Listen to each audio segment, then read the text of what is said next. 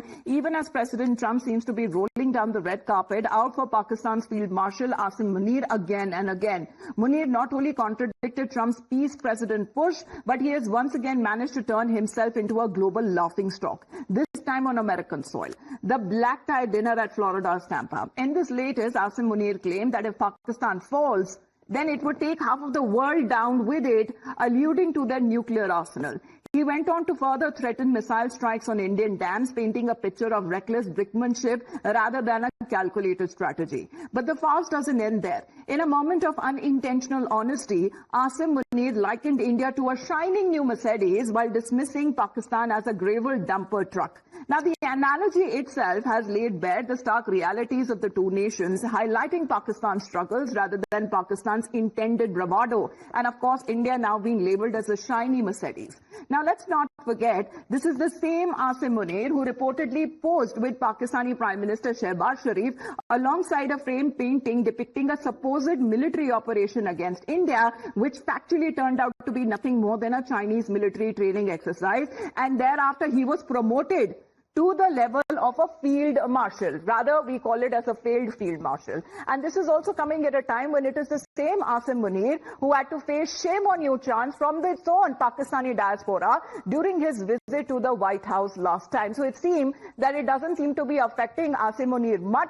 But as far as India is concerned, it has now put out a statement where it has now strongly rejected those open threats, those feeble fake threats, saying that we will not succumb when it comes to nuclear intimidation is concerned. The MEA saying that the nuclear saber rattling is Pakistan's something that it has been doing for a very long time as far as Pakistan's stock in trade is concerned. The global community can now draw its own conclusions, as this is the same terror state which is now exposing itself. It states that the remarks have been regrettably made in a friendly third country, and it ends with the government reiterating that India will continue to take such steps when it comes to safeguarding our national security.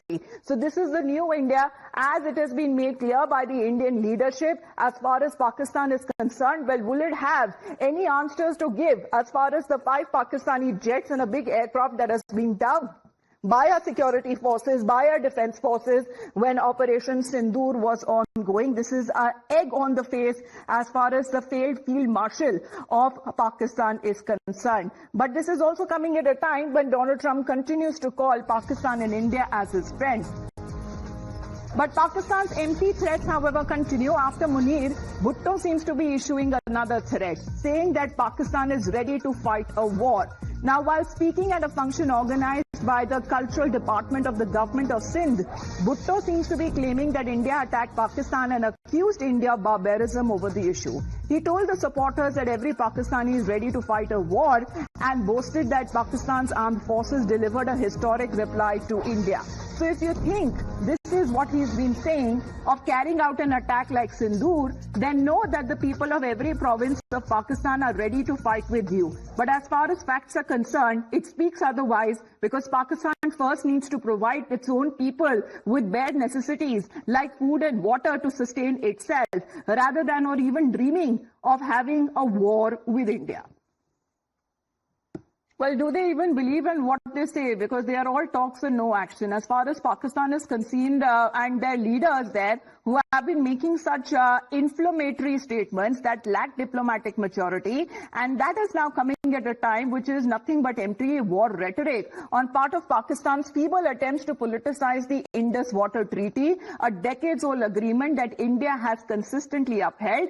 And here Islamabad has continued to reiterate its commitment to the Indus Water Treaty, rather has been begging for talks with India and has urged India to resume cooperation. Meanwhile, New Delhi is taking a stand and has suspended as far as when it comes to India's share of the water flow to Pakistan is concerned, following the dastardly terror attack that happened in Jammu and Kashmir's Pahalgam. And it has now been linked to Pakistan's empty threats and terror ties as the central when it comes to the breakdown in Tajta, because this is nothing but the terror state Pakistan, which is responsible for the state that it finds itself in. Well, we'll continue to get you more details back after a short break. You're watching Times Now.